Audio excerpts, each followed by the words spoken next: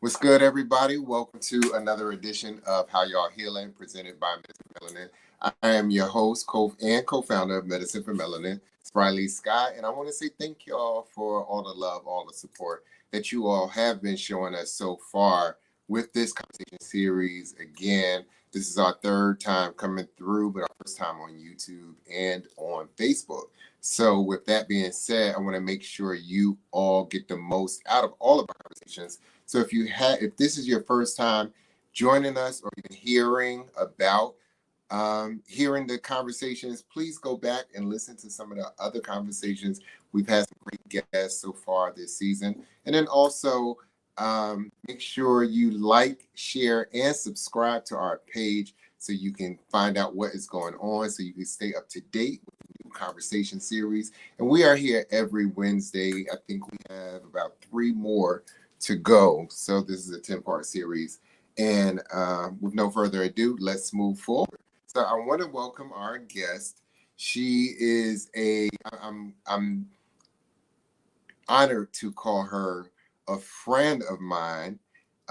More like, and I'm learning, I think I got to call her tribe, because the way we connected instantaneously, and we've been rocking ever since. We met back in, I think, March or April, can't remember, but it feels like I've known her all my life. But I want to bring her in, and I will continue the introduction as we bring her in. But please welcome Malikah Karim. Drum roll, please. What's up? Hey, everybody. How are you? I am great. How are you? I am fantastic. I am a little tired. Just teaching a couple of classes, but I'm so happy to be here with you. Right, and thank you for fitting me into your schedule, because I know you literally just finished the Literally. class. So You feel the stuff still in the background? right. So again, thank you.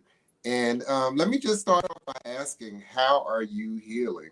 So what's in your self-care package this week or even today? Ooh, I love that you brought it so current. So today, I think my self-care package was taking a morning nap. I think that so many times people focus on like the nightcap, the wind down after you put yourself through the winter.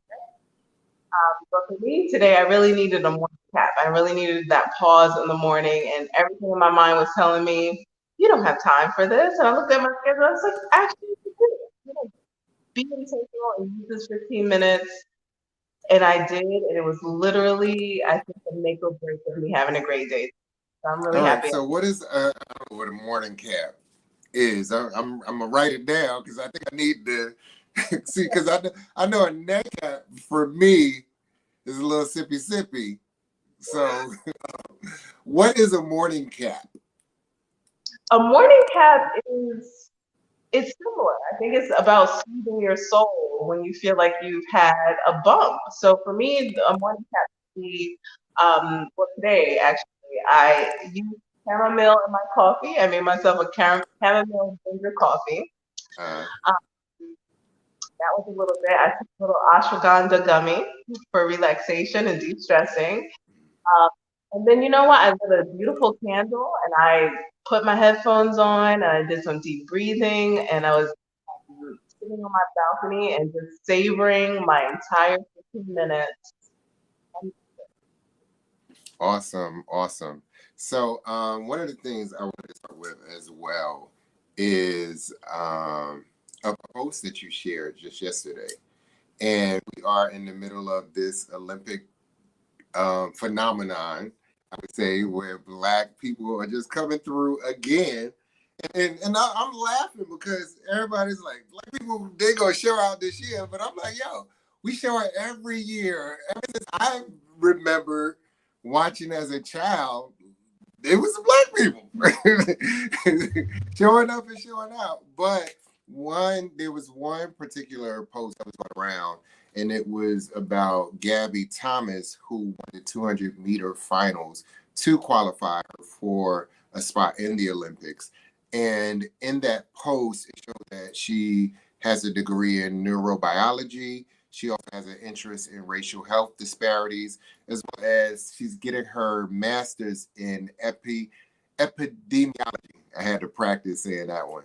But and you shared that photo of her with all of this information about her, and you shared on your timeline, and you wrote in quote, "Monotone living is so unnecessary. Be great in multiple ways." And when I looked at your bio and all the stuff that you do, you are a myoskeletal alignment therapist. You are a Reiki healer, which I have experienced personally. You are a maternal health advocate, a retreat organizer, a health coach, a nutrition coach, a mother of 2 boys. And I feel like I'm gonna go back in my in living color moment and be like, and you wash the cars on Tuesdays and Thursdays. So how do you feel like society for so long has tried to like get us to live in this box, and or even in this like living one dimensional, and how does that work for you? It doesn't work for me. I feel like my spirit is too grand for the one thing. And the one thing is actually, it has its purpose. It's a concept that's in coaching. A lot of life hack people and life coaches talk about utilizing a mindset of the one thing. What is the most important thing that you want to do and be that thing fully? But for a lot of us, I think that we are so many things. We're colorful and we were born with multiple gifts. And even when you find out your one gift, and I think it kind of plays into the you going through my bio, find your one gift. It may be summarized as, okay, I'm a healer, whatever that is, but there are so many layers to that. It's Right. to come up with that full picture. And I think that, especially as women, we need to take on a little bit more encouragement of seeing each other do amazing things and do it all and be each other and be able to hold it down in multiple areas. So I think it requires a lot of tools, but only one tool belt, you know? Only one. Only one tool belt, but lots of tools. Right. And when I was reading that, I thought about my son, because now when you ask him, what is he going to be when he grows up? And he's like, oh, I'm going to be a bus driver and an engineer and a police officer and a firefighter and whatever. And at one point, you're forced or you're almost ready to say, oh, well, you got to kind of pick one. And it's like, nah, like, all right. Now it's like, all right. Make sure you find the time to do it. However you do it, make sure you find a way. And you know, you never know. You might be an actor and play all of these things. The key factor is making sure that you have the grit to do the work. You know, it's one thing to say if you only have capacity to do one thing, then do that one thing and do it unapologetically. But if you feel like you can continue to add layers as you're developing, then do it. You know, there's nothing to discourage you that, oh no, I can't also take on my athletic career. I can't also, you know, decide that, hey, you know, I also like multiple things at one time. Maybe I want to try doing something that's exciting. There's nothing to discourage us. So I think that we really need to do that self-assessment to see what our capacities are and what feels good for us, because everybody's brain is not the same. Now we met, like I said, we recently met. I shared pictures and videos of my trip to Morocco on social media, of course, and that's where we met. And you and I, we instantly connected. I remember we met getting off the plane, and then as we all get all the Black folks gathered because we knew we were together, all the Black Americans, and we gathered because we had to go on this bus, but we're looking for you, and I'm like, yo, like, we got one more person, we don't know where she is, and I'm going around looking for you. We finally find you outside, ahead of us. I'm like, man, you believe me, but that's another story. And then I remember our first stop, we stopped for gas or something when we were on the bus headed to the retreat center where we were staying. And we got off the bus and you and I just started stretching. And we were like, oh, so you're the other yoga teacher. But so can we talk a little bit about Morocco and what that trip meant to you? Mm-hmm. Oh, God. So Morocco, I think, was one of those divine timing things for me. I think that my heart was open for a certain experience or needed to be open for a certain experience. And Morocco was that experience. It was a deep cleansing out and clearing out for me in so many different ways. It was a reminder of the possibilities. And it was that it catalyzed a healing that needed to happen um, around my heart, around things that were blocking my heart and adding a lot of heaviness and weight. I think being out in the desert in the vastness of the Sahara and what felt like really ancient old energy and ancient old spirituality was just a beautiful and highly pronounced reminder about the possibilities that are for us. And the reason why we change the spiritual being. You know what I mean? Sometimes you need to reach. Again, you broke up a little.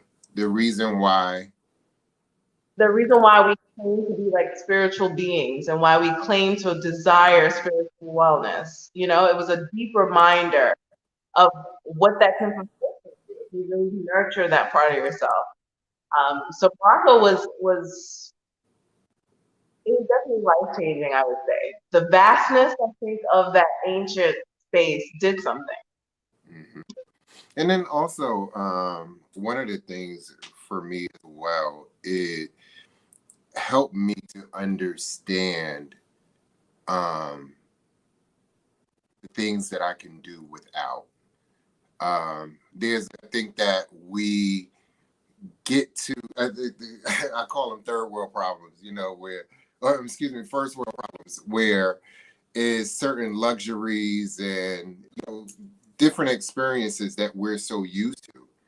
And when you take these things away from us, we got to kind of like find our space and figure out, all right, how are we going to do this? How are we going to move? We can't eat all day, every day. So how are we going to get to where we want at a certain time and, make up for different things? But that's one of the things that it really taught me about understanding that everything that we have, we need. But it also showed me how to really look at myself and how I handle certain situations as well. Mm-hmm. It was a test of the spirit. It was like we had so many opportunities, I think, throughout that journey to not be your best self. Right. I think that's the perfect way to say it. It was so many opportunities, and it was really just like it felt like a training of spirit. It really did. Going on a journey like that it requires us to exercise the fact that we are not the center of the universe, and that you can, for sure, you can compromise on those things that feel like limits or requirements for you to be your best self. They're probably not. You can be more flexible, and it just taught you to live in compassion and to lead, allowing your spirit to kind of lead. Mm-hmm. And live in compassion, but also live in gratitude as well. Um, so, so one of the things that we connected on was we meditated together. That's one of the things I think that really solidified our our connection. And um, and when I thought at first when we were going to, well, I was coming down. See, I think I was coming to meditate, and then you were coming. You were like, "Well, I'm gonna go meditate too." Well, let's do it together. It's like, all right. And I thought, um, my ignorance, in my ignorance, I'm like, all right, is there a certain way, being a Muslim woman who practices, is there a certain way that I need to, I guess, prepare myself in a sense or show up in this space? And and I'm sure as a Muslim woman, it's something that you're faced with a lot. When we look at religion, especially, so I grew up Christian, and even in Christianity, when you look at things like yoga and meditation, it's kind of taboo, or there's this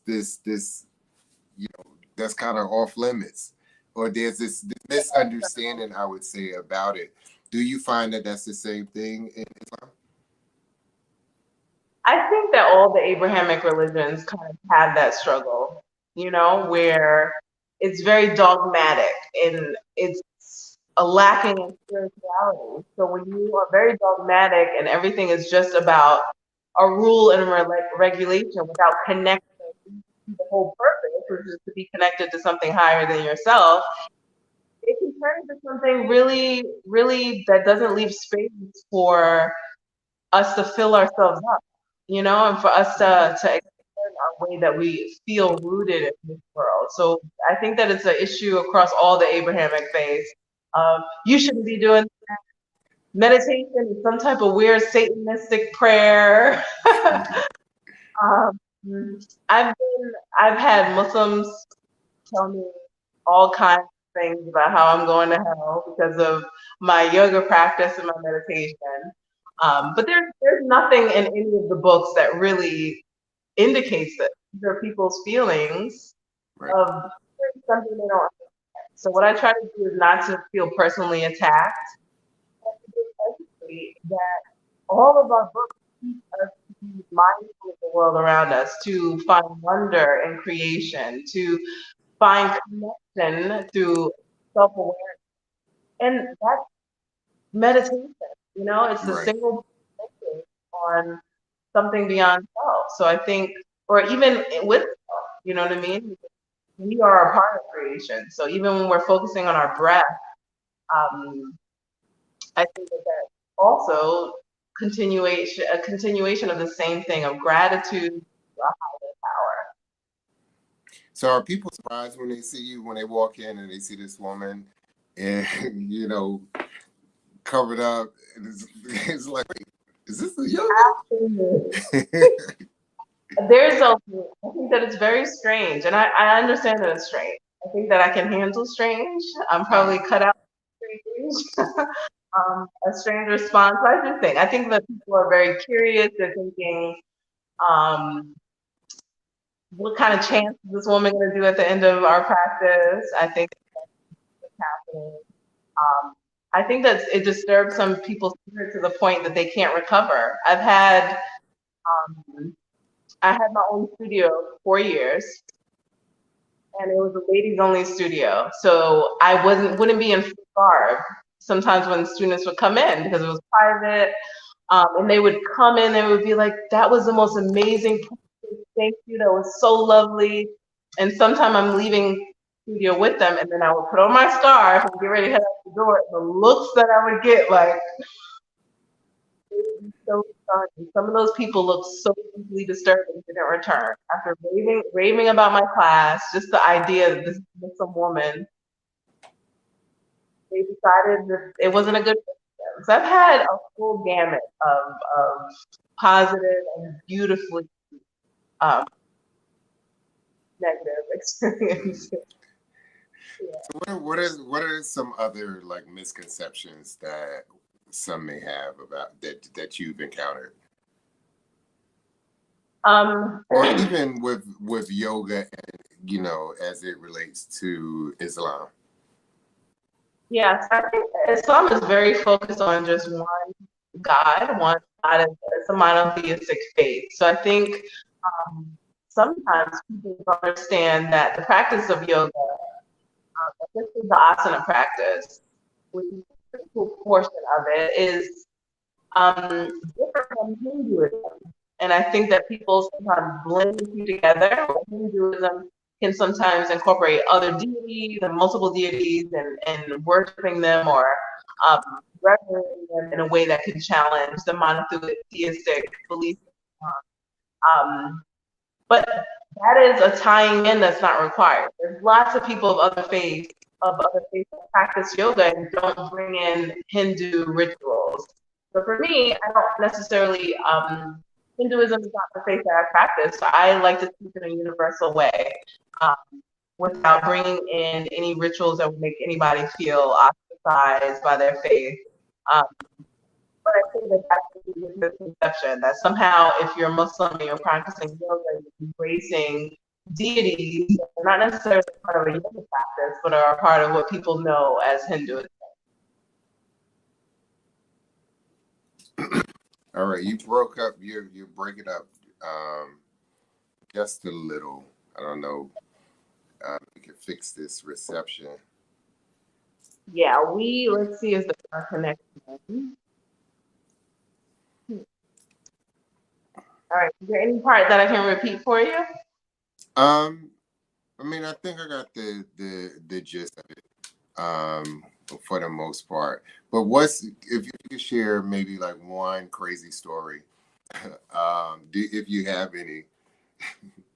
Let's see. Oh, there's always a crazy story. Let's see.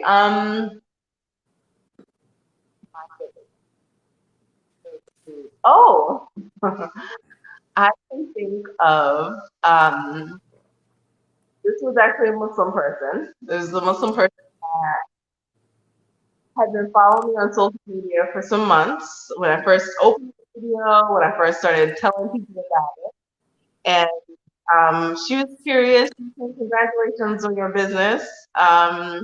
She kept saying your stretching business. Every time she would deliberately say your stretching business. And I was like, "Oh, thank you." Look at that box.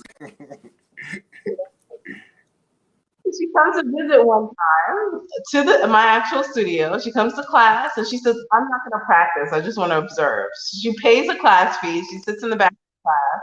She just observes, watches it. So you already know.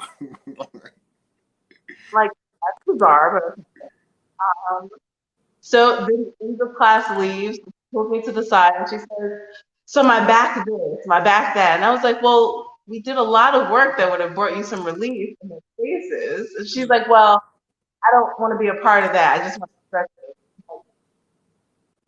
So you can come to class next week. So instead of coming to class next week, she decided to go on my social media and post a long rant about how how people Muslims who try to copy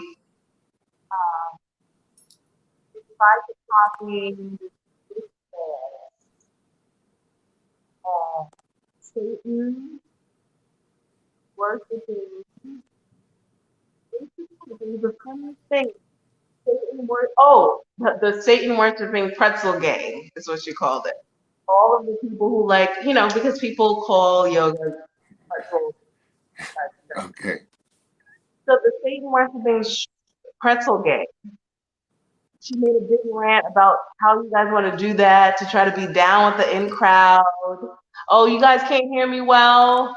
I think if you stay here in this I'm so sorry. My earpiece. I did not want to be late for our session and end up grabbing that. Okay. Let's see. So anyway, in a nutshell, she wrote this entire long, extremely long post all over my page, added it to my reviews. Then she asked for a private session, Spry. I fixed her back with yoga, and then she deleted the post and wrote me a raving review on Google. Wow. Wow. So all kind of sort of worked. Most emotionally unstable roller coaster you've ever been on. You know, you keep to your center, the people come around. Talk about one of those moments that should not show up as our best selves. For real. Plenty of opportunity because I've had all 5-star reviews, and she was my first 1-star, and I wanted to cry inside. Why is this happening to me? But I kept it cool. I kept it cool. So we are also, so of course we met and we talk on a regular basis now, but we've come to each other's accountability partners.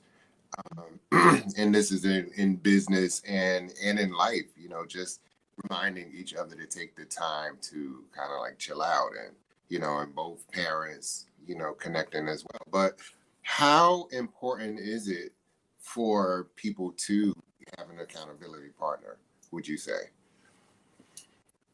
I think that people take the idea of having a coach or an accountability partner as a personal weakness.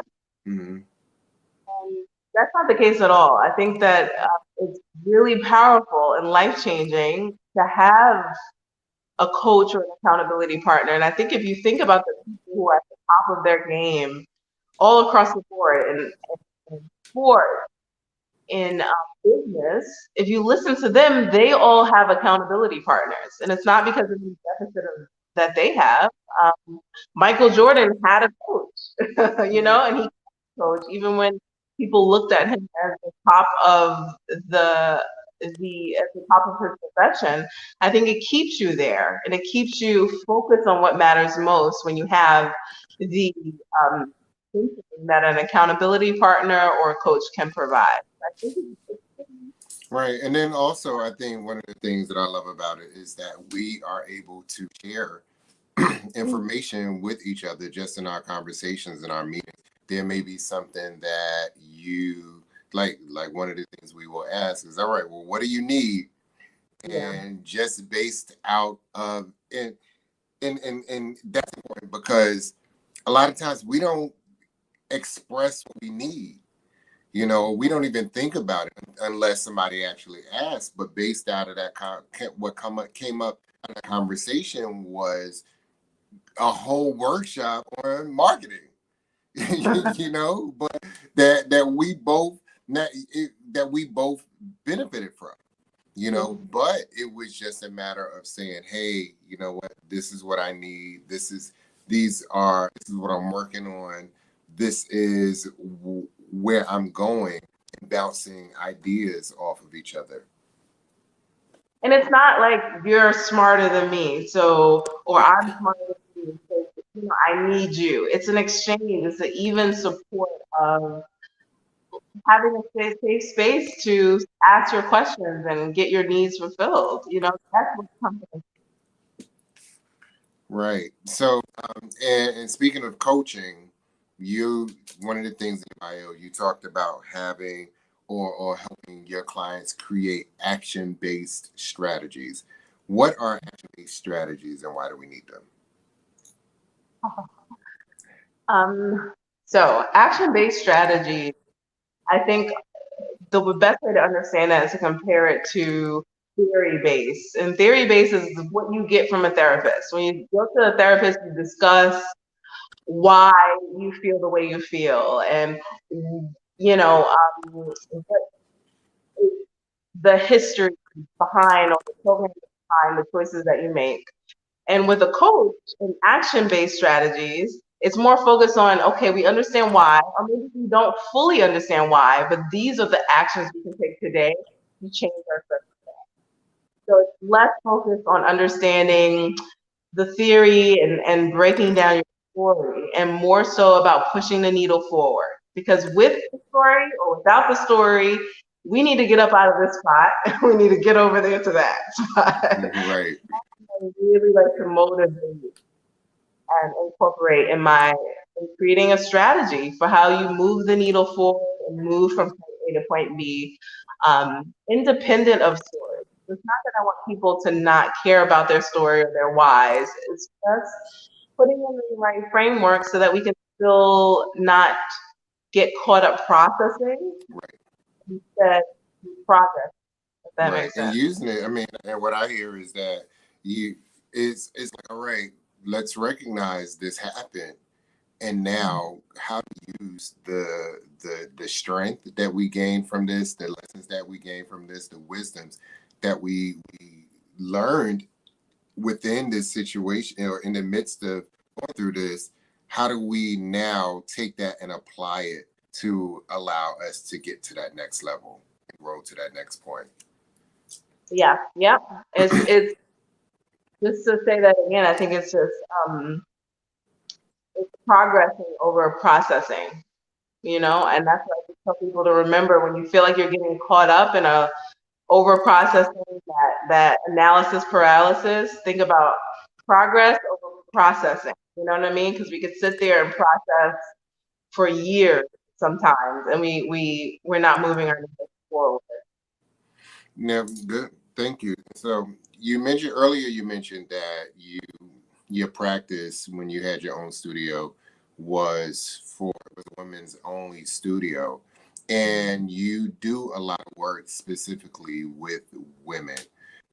Why do you feel the need to specify working with women? Because and the reason I'm asking is last week we had our guest, we were talking about Black men and healing, and we know that there's a lot of healing that men need that need to take place amongst men. But why do you specifically focus on women?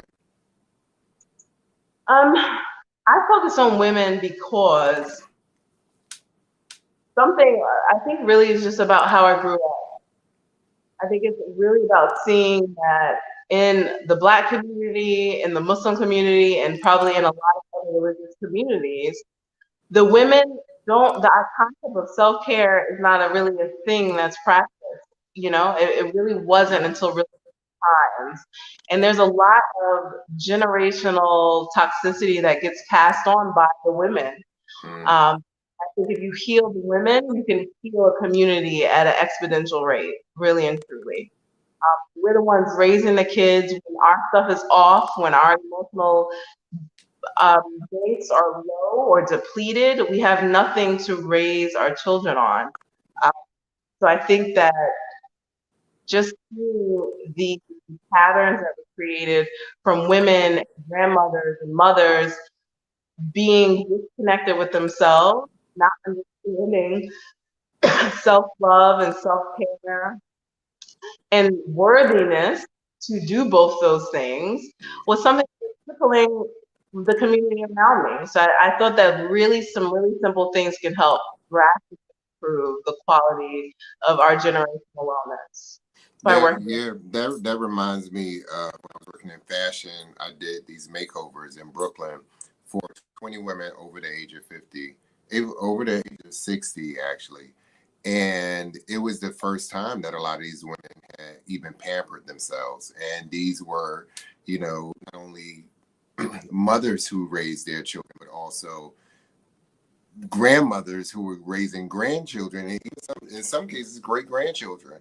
And just looking at how it's become more mainstream now for self-care, to take care of yourselves.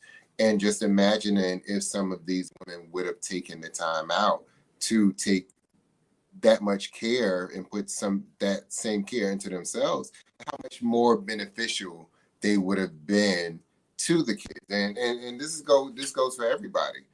When we not only with as parents, but we saw this a lot in quarantine. And a perfect example of that was when companies would see their productivity rates go up. And this is because people were at home and they started going for walks and they were spending time with their family, and they were instead of taking 2 hours to get ready and get to work and all of that, they were taking some time out for themselves. And I see that when we learn to take care of ourselves, it's the airplane theory. You cannot, good for the person next to you, putting that mask on them, if you can't put it on yourself first. So put it on yourself first, and then you put it on the next person. Exactly. So, and you do a lot of your work through reclaiming your light, which is your online community. Can you talk a little bit about that? Sure. So Reclaiming My Light is my what I call an online sanctuary. Mm-hmm. It's a space that I'm creating that takes women on a non-linear path to just taking care of themselves. So I think that it's separated from a lot of other wellness programs that make you start at beginner, then you do it for a while, you're supposed to be intermediate, then you do it for a while, you're supposed to be advanced.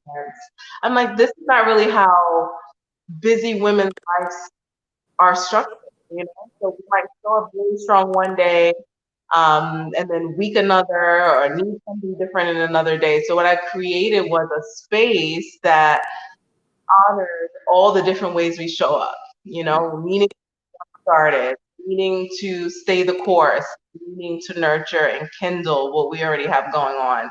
So Reclaiming My Light is an online sanctuary that provides nutritional tips, meditation, yoga practices, and all health and wellness resources to help you meet you where you are and go into the room that matches where you are in that current day. And I love it because it kind of forces you to check in with yourself. You're not just logging on and saying, okay, well, I'm on class 5 Wednesday and I've been on this. It's more like check in, where am I at? Do I need to focus on foundations? Do I want to, am I feeling really strong, like I want to challenge today? And then that's the room that you go in based on where your energy is. And the last thing I just want to mention is like why I called it Reclaiming My Light. And that it summarizes really nicely what I've learned in my journey over the last 12 years of doing this work. And I think that with women especially, it's important for us to acknowledge the fact that maybe we're not at our best. Maybe we lost some of our spark at certain moments in time and don't, without looking at that as a failure. And then immediately you're empowered to know that you can reclaim it.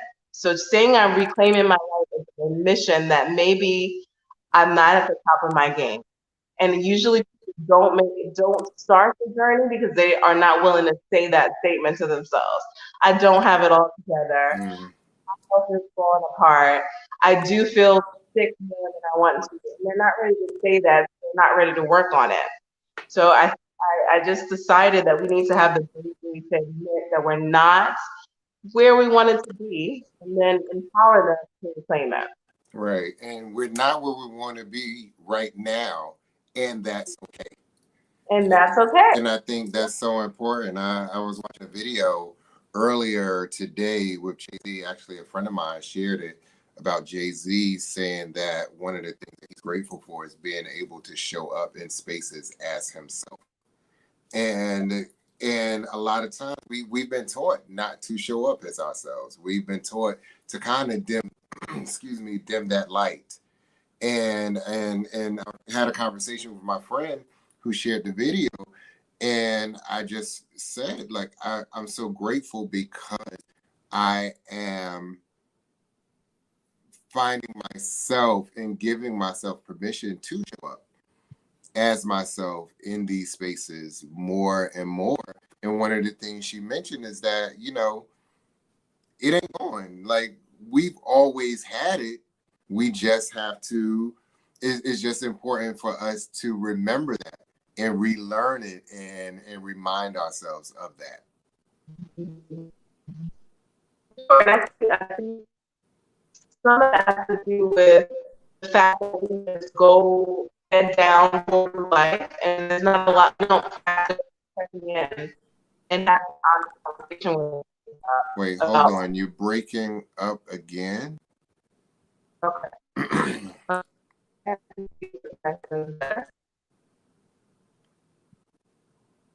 Okay, can you hear me better? It's not so much the sound. I think it's the connection itself. for some Okay. reason. I know Mercury was last week in retrograde, but she's still playing around. Okay, I think we're better now. Okay. Um, so remind me when we were So talking about. just talking about like we so used to dimming our light in a Oh sense, yeah. and just on that as well, and also understanding that dimming your light, when we say dimming your light, it doesn't always mean that, or rather showing up as yourself, it doesn't always mean that, oh, like I'm Spry, I'm here. It's like sometimes, listen, I'm Spry, I'm not feeling my best, but I'm here. Hmm. Exactly, and I think for it's a certain level of confidence that um and release, and I think it's release from having to control how people respond to us. I think we feel like we have to show up in this exact form, or no one's gonna like me. People are not gonna receive me. I'm not gonna get the outcome that I want. And you have to let that stuff go. You have to show up the best that you have today and trust that you're gonna receive what's meant for you. Unapologetically and without hesitation, have such a deep and powerful trust in this universe, spirit, that what is meant for you is not going to miss you as long as you are putting forth the best that you have, and that's different on any given day. Right. And when we show up as ourselves, we also give other people permission to show up as themselves. And sometimes we walk in a room and you're just like, oh, I'm just not feeling it today. And somebody be like, oh, me neither, girl. Like, You know how it always goes. It always goes that way. And that's the funny thing. When we speak up, so many people almost always follow. There's someone in the room with the same feeling. So it's a practice. It's a muscle to develop and cultivate over time. Being authentic, it truly is. it is. It is. Now, I mentioned also earlier that you are a mother of two boys. I think, what is it, 4 and 9? Did I get it right? 9, 5, almost 6. 9 and 5, right. So, how does your practice spill over into motherhood? And what I mean by that is like, how do you find yourself using strategies that you teach to other people, um, towards, do you use them while parenting as well? I think mindful parenting is the only way you're going to survive these streets. Really, really. I think that we're just past the point of do as I say and not as I do. So it's constantly modeling the energy and tone that you want for your children, and knowing that when you do that well, your results are going to be well. The outcome of how your children are having the emotional management to control themselves, to improve their behavior is monumental. I actually, without a doubt, am grateful for having this practice to impart on the kids, and to also just be able to manage the fact that they're children and they're not going to act like adults. And that is annoying sometimes. I utilize tools to keep myself grounded through the journey, because there's so much that we're doing in our lives now. We're not all at-home moms, and it requires emotional management in order to do all the things. Think that you can do all the things and not tackle your emotional management, you're going to end up with a mess in your hands. So that was a realization I came to pretty early on as I started to get out into the world and juggle not just one, but two children and all the other amazing things I'm able to do in the world. Um, and things like taking a pause, things like teaching your children that mom is human, and I need a minute. I need a minute to myself. This is my quiet personal time. Giving them that language has been so freeing. Right. It's created so much freedom. Because it's not me just screaming at them because I'm frustrated. It's me being able to say, I'm actually going in the room to take Umi's personal time. That's what they call it. Take Umi's personal time break. And I'll see you guys in 10 minutes. And they're just like, okay, mom's taking her mind break. Wait till she's finished. The first time I heard my sister say that, I was like, wow. I do one of the things that I do with my kids is breathing, and there are times to and that's my partner Tara saying she needs to do that more as well. Take mom breaks.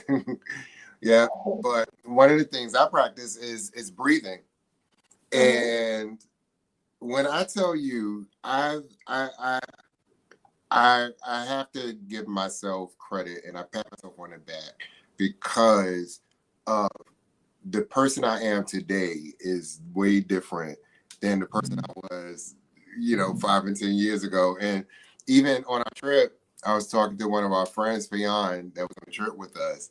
And we were having a conversation by the pool one time. And I was like, yeah, dude, I'm from Brooklyn. I used to pop off. And he was like, Spry, really? You? I'm like, yeah. Like, he's like, I can't see it. But now I do find myself, I can control myself and everybody else. But when it comes to my kids, I'm like, so there are a lot of times where I will be in the middle of a conversation and I'm like,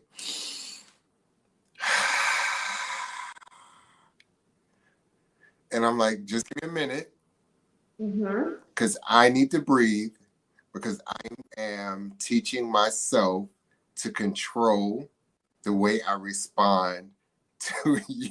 And sometimes, and again, it takes practice, because there are times where I'm like, you need to calm down. Oh, wait. No, you need a round of applause for that because that is some excellent modeling. And you keep doing that. You're going to hear your kids saying, hold on, I need to take a breath because I'm feeling frustrated. And a win for you, your entire family, and everybody, the community that you have to interact with. And I think giving language to those hard feelings, like I'm frustrated, I feel overwhelmed, it gives you a way to let it off of you, to feel some of that steam release rather than having feelings and no words to put with it. So modeling, I need to take a breath because I'm feeling frustrated, helps them to say, I need to take a breath because I'm frustrated, acting like Looney Tunes. So keep it on, Spry. I got to give you a little clap. Thank you. And speaking of motherhood, I do want to talk about your role as a maternal health advocate and why that is so important. Just because I would say in the last 2 years, I know women who, I know someone personally who has passed away after childbirth, and then another very close someone very close who lost a child um, shortly after childbirth. And so, just what are some of your responsibilities as a maternal health advocate, and why is that so important?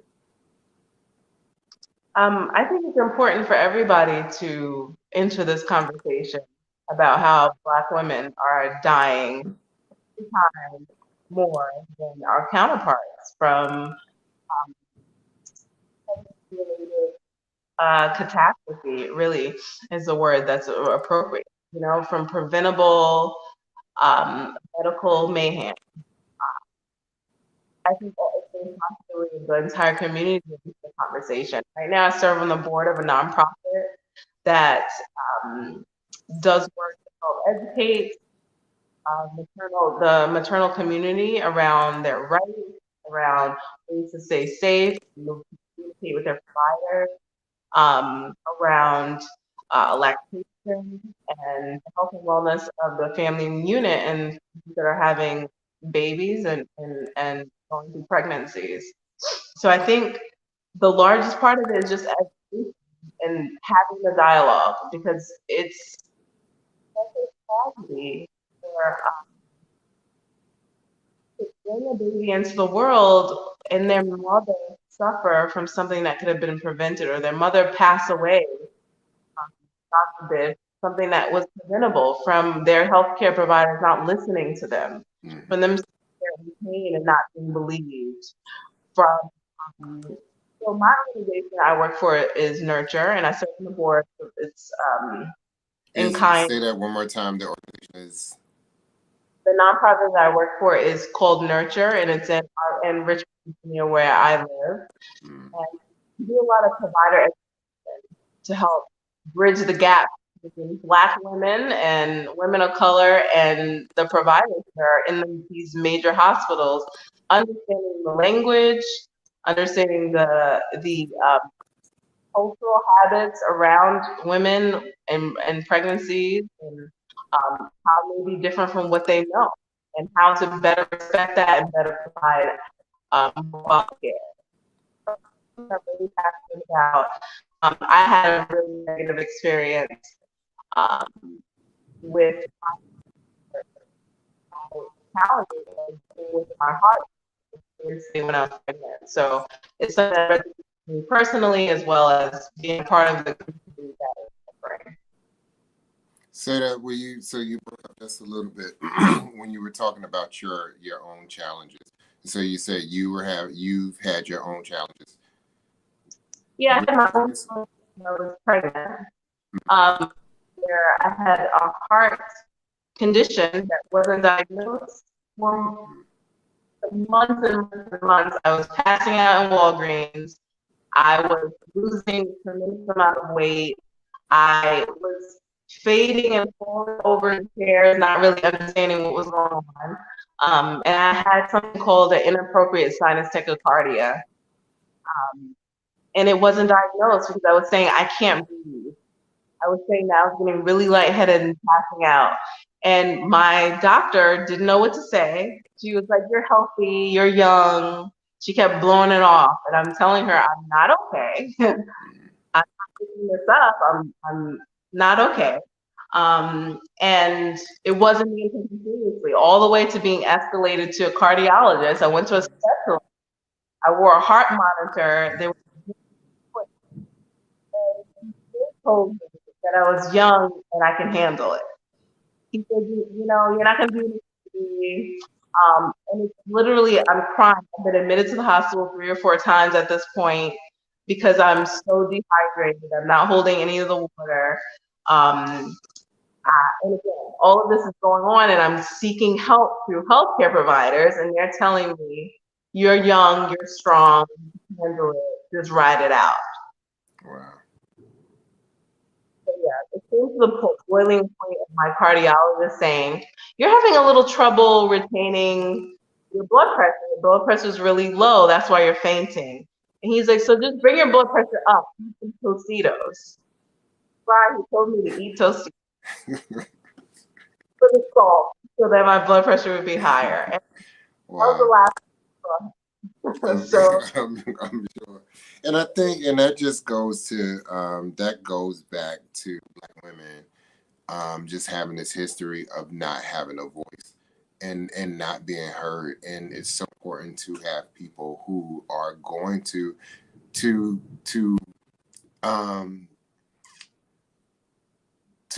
push. What's the I'm at a loss of words, but just to really push the envelope and say, hey, no, like, you're not hearing me, or you're not hearing her, and these are some of the things that need to be looked at. These are some of the things that need to be done, and we've seen it time and time again. And it goes back to even the conversation of reclaiming your light and knowing to say, hey, like, I need help, and I need you to figure this thing out.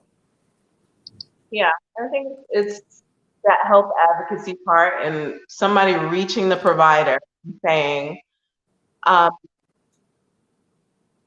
reprogramming them, because these are old school providers that are 60, 70 years old that were literally taught in medical school that people of our skin pain, that they have a higher tolerance of pain. And while that stuff is disproven, it's still in their program. And it takes reprogramming to tell them, no, we feel pain the same way, that when we are hurting, um, and that the right way to listen to people of color when they're trying to communicate to you, the right procedures to make sure you're not writing off someone who appears, not letting your internal bias diminish someone else's pain and minimize it. All right. Wow. Wow. So important. And thank you for the work that you are doing. And also thank you for being here with us. I don't know if you hear it or not, but it is starting to thunderstorm here in New York where I am. And if it were up to my grandmother, all the lights went out a long time ago. You know, no, the internet, that's the devil. You want to talk about the devil and Satan? The internet is the devil in a thunderstorm. But thank you again so much, Malikah, for being here. I know where to find you, but please tell the folks that are tuned in where to find you. For sure. I know I look so strange leaning into the camera, but I want to make sure you guys see me. You can find me on Instagram at MK from Malikah Karim Wellness. Right You there can find across the bottom of the screen. it is. You can also learn more about what I offer and what I do at purewellnesscoaching.com, purewellnessandcoaching.com. And let's see. Purewellnesscoaching.com.